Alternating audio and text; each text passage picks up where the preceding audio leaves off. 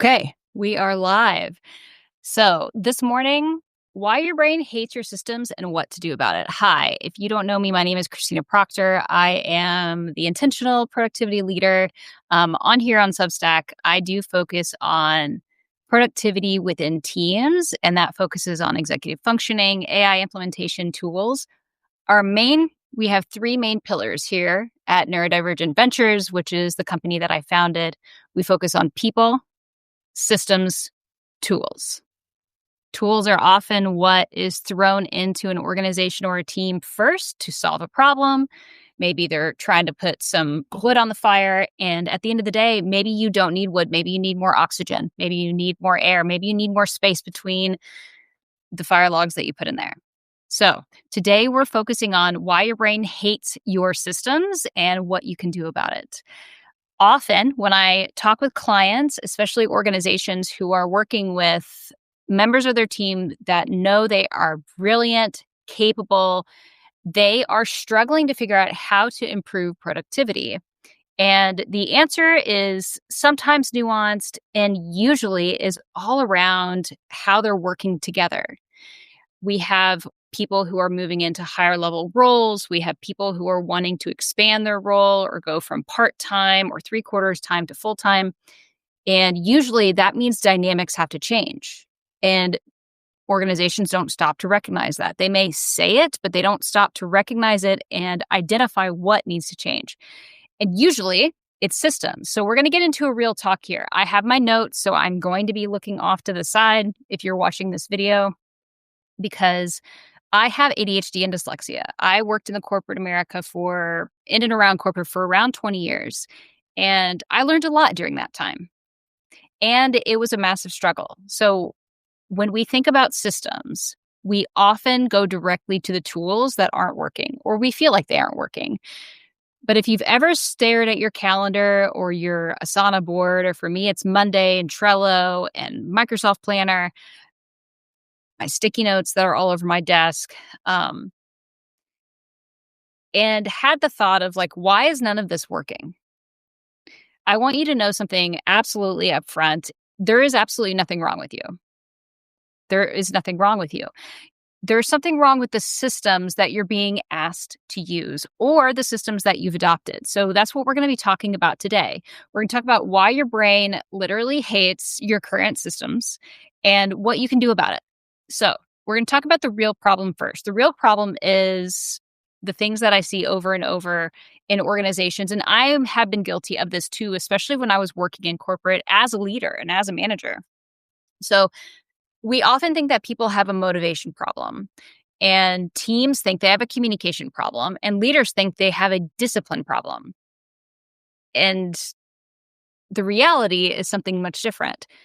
Most of us have a brain mismatch problem when it comes to systems, how we're communicating, and the tools that we select. So the system means this. So the system is the way you plan, the way you follow through, the way you communicate, the way you execute, the way you implement, the way you report. A lot of those things were not made for how your brain works, period. And what happens when your brain doesn't match the system that's put in place? Follow through stops, your creativity gets stalled. I see this every day in my clients. I saw it this week and last week with my clients. The systems aren't working, so their creativity, their drive, their focus gets stalled because they hit friction. And that friction is enough of a block to prevent work from getting done. So goals get stalled, projects get stuck, and we start spiraling into self-blame. And what that does for us is it does hurt our productivity. And self-blame, we're not here necessarily to talk about mindset. However, that also impacts other areas of our lives. We start to doubt a lot of things that we think that we are capable of doing, and then suddenly we don't think we are anymore. So I want to make this super simple. We want to move out of self-blame land and move into execution. Neuroscience makes this really simple. So a lot of this comes down to executive functioning. Everybody has executive functioning. It happens in the prefrontal cortex of your brain. I talk about this a lot if you follow me on Substack or on YouTube. And everybody has executive functioning skills. They are all at different levels. So when we talk about ADHD, autism, dyslexia, and neurodivergent umbrella, which is a very wide umbrella, by the way, executive functioning is a key part of that. Executive functioning challenges come up. What people don't know is that if you don't have those diagnoses, or maybe you do, executive functioning challenges can pop up regardless of neurotype. When you're going through grief, you can experience executive dysfunction. If you've ever been grieving somebody that you've cared about or loved, you know that making decisions, prioritization, organization, and planning, those things are really challenging when you're going through grief. That's executive functioning. So executive functioning is basically your brain's project manager or CEO. It's responsible for lots of different tasks. So on a high level, task initiation, working memory or remembering like what you're doing, prioritization, shifting gears, so transitions, staying focused, keeping your attention, emotional regulation, also known as like managing emotions, and follow through. Now combine that list and let's think about work culture in 2025, like right now, and what that looks like. So that means you might have 2 inboxes open because you manage different teams, and maybe you manage an inbox for your team and yourself. You might have 39 tabs open, 8 meetings that should have been emails, pinging from Teams or Slack, half-finished tasks everywhere. Tell me how your brain is supposed to thrive in that environment. Just because you put on a job description that's able to handle a fast-paced environment doesn't mean people actually do long-term. If you really want to succeed, it's important to acknowledge this. It's not your brain that's broken. It's the system. Okay?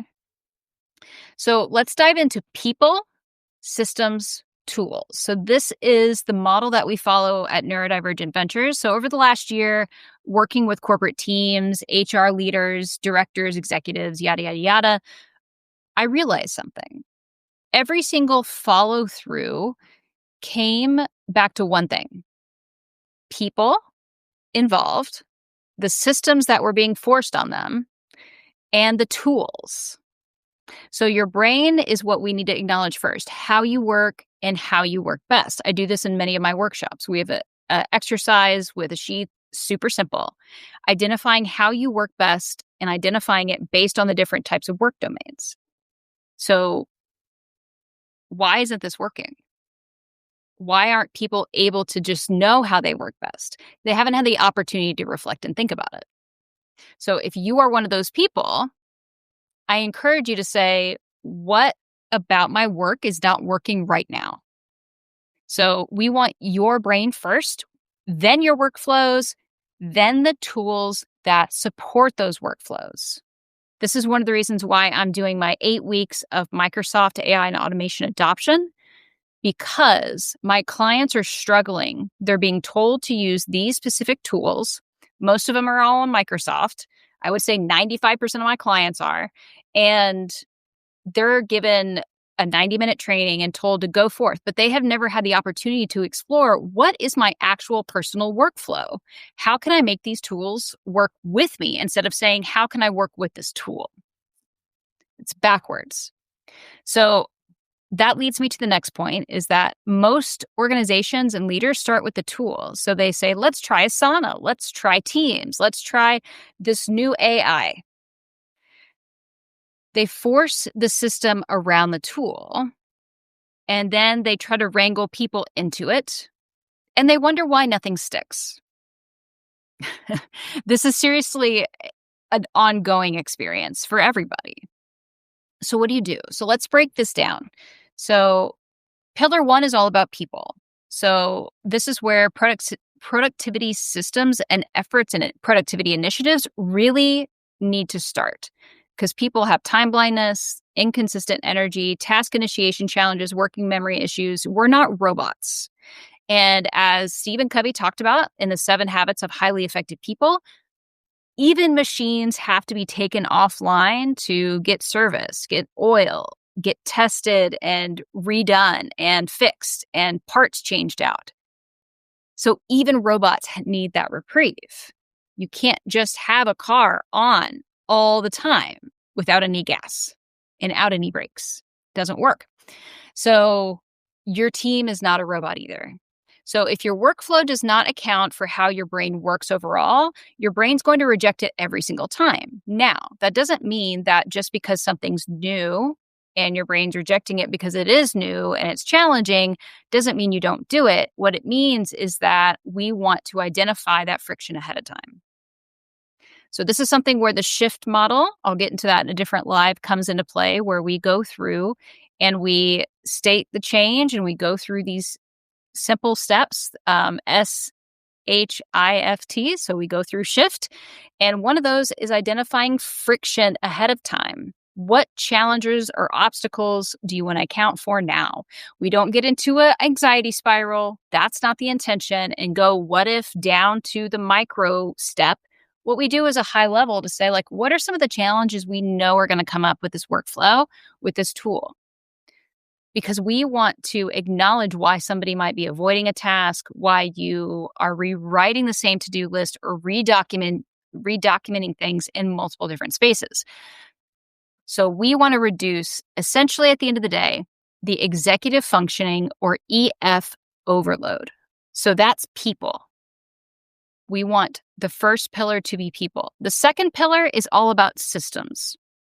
So systems are not the sexy part of productivity. This is not where people like to focus their time, but they are what keep us alive. Like, that's not hyperbole. Systems are in and of themselves not a tool. So systems are not a routine you saw on TikTok. System is how you get work done. So people are the what, systems are the how you get work done. Or the people are the who. My apologies. People are the who, systems are the how.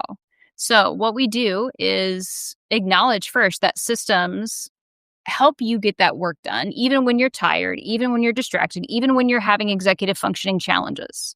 Systems help you start up your day. They help you shut down your day. They help you prioritize. They help you identify the number of steps that are required to begin. And they do things like help you identify where you have loops to close. So good systems reduce thinking, actually. They reduce your need to dive in deeper all the time for everything.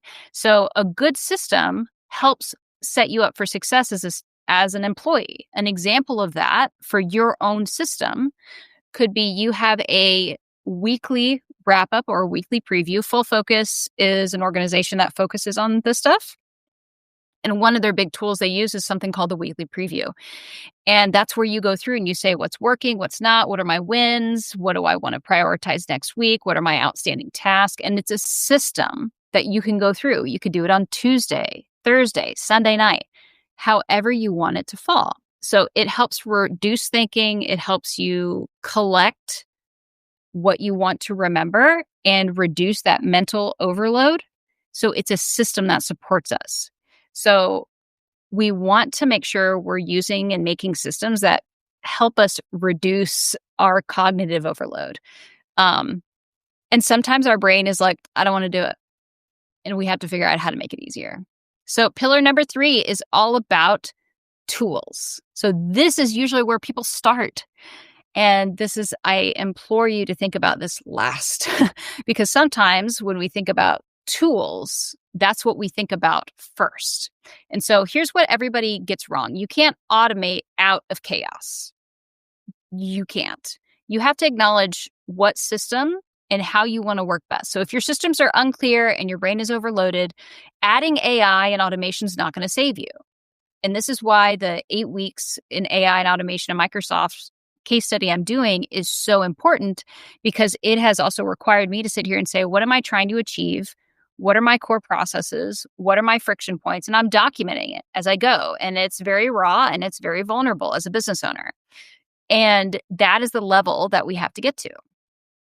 It doesn't mean you're bad at your job. It doesn't mean that you are going to constantly struggle forever. It means that you're acknowledging where you have opportunities to grow. So if your systems are not clear, you are going to be overloaded, and adding a new management system or a new specific tech tool is not going to save you. Color coding your calendar is not going to save you. Good tools at the end of the day: reduce clicks, automate repetitive tasks, especially those that you might find boring or incredibly manual where it's exhausting. They create structure with no real extra effort. That's important. And they show you what matters first, and they document so your brain doesn't have to. So bad tools, honestly, there's a lot of really bad tools out there.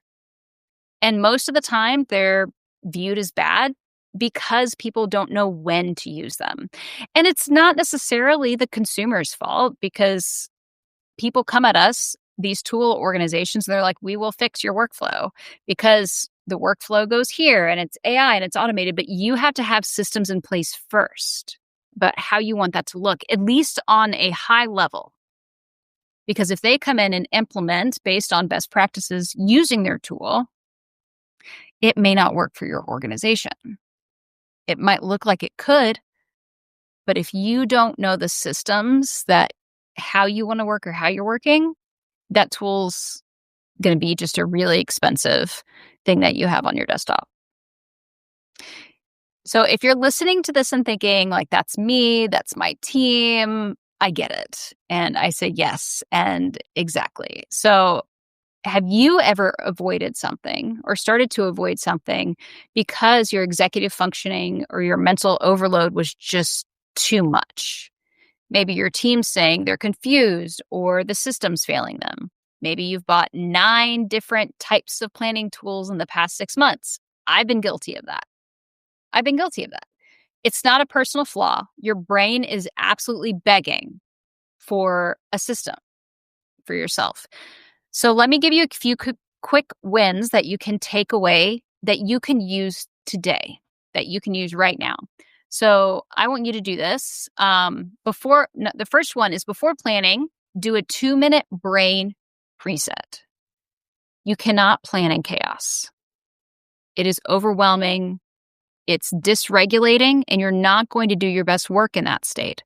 So you're going to take 2 minutes, you're going to take a deep breath, or you're going to go outside and walk around the block, and you're going to take a beat. Okay? Number 2 is only use workflows with 3 steps or fewer. This is usually where I fight, and my clients fight me on this. I get it. If it takes 5 steps to quote unquote get ready for work, that's going to be too many.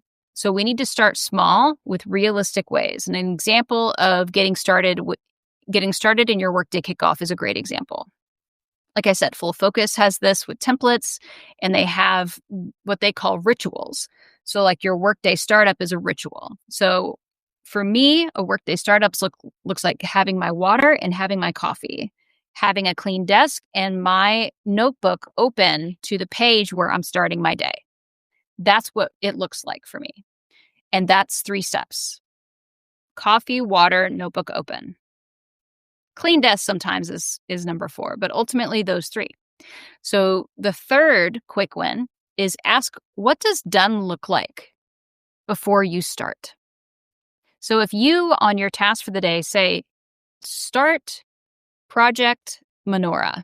I don't know, start project menorah. If you are starting project menorah, what does done look like for today? Is it opening the doc? Is it titling it? Is it creating a new folder within your folder structure? Is it brain dumping everything onto paper? Starting is too broad. What you need to do is ask what done looks like before you start, and this will save you hours, and it will also reduce your shame spiral, because you're setting realistic expectations for your day. And you may not get there the first several times you do this, but you'll start to understand what type of expectations you have and what's realistic. Number 4 is reducing friction. Everything you use should take 1 click. And that seems excessive. And hear me out. Whenever I get logged out of something and have to reset a password, I don't know about you, but I get really frustrated. It's a 3-minute activity, but it really adds friction to the momentum that I had and the actions I was taking. So a part of setting up my workday is logging into systems. So I have like 5 different systems that I have to log into. I just log into those first. After I have my physical setup, I set up my digital environment. So I have my physical environment, digital environment, so I can reduce friction. Number 5 is and this is controversial, the number 5 tip that you can take away today for a quick win to help your executive functioning is controversial, and it's use AI to reduce your cognitive load, not create more. So let it summarize. Maybe you have a tool that summarizes notes for meetings. Let it draft email responses. Let it track. So we're not forcing new workflows on ourselves. Where could you use AI or automation to speed up your workflow, your existing system that you have, workflows or systems? Okay, so those are the 5 takeaways you can do. We want, before planning, do a 2-minute brain reset. Use only workflows with 3 steps or fewer. Ask, what does done look like before you start? Number 4 is reduce friction. And 5, figuring out how to use AI to reduce your cognitive load. Okay. If you're thinking, Kristina, this is literally my workplace and I'm struggling every day, and so are my clients, that is exactly why I created the Executive Function Systems Audit. So if you are looking to help yourself or your team in 2026 focus on productivity, efficiency, and effectiveness, I want to pitch this to you. So in a short session, what we'll do is we'll focus on your people, your workflows, your leadership habits, because your leadership habits matter, and your tools. And I'll tell you very directly where your execution is breaking and how to fix it quickly, what you can do within the next 24 hours, 48 hours, 2 weeks, 6 weeks. If you want details, the link will be in the show notes of this. You can find out more information. I'd love for you to just shoot me an email and let's see if this is right for you. Just make sure you put the word audit in the subject line. This is what I do. This is how I help teams and organizations. And even if they don't recognize it, ultimately it comes down to 3 pillars for productivity success: your people, your systems, and your tools. Let's stop just focusing on tools and focus on the first 2 pillars, people and systems, so that we can move in the right direction. All right, friends, that's what I've got for you today. Be kind to your brain. Be supportive of your brain. Stop forcing it into systems that it was not built for. As a last note, a lot of times the systems that are breaking were not made for now. A lot of times the systems that are breaking in front of us were not made for where you are now in business, in your life, or in the spot or the role that you're in. Remember that. So if something's not working, ask when it was made and if it still makes sense. Your follow-through will thank you. I'll see you next time.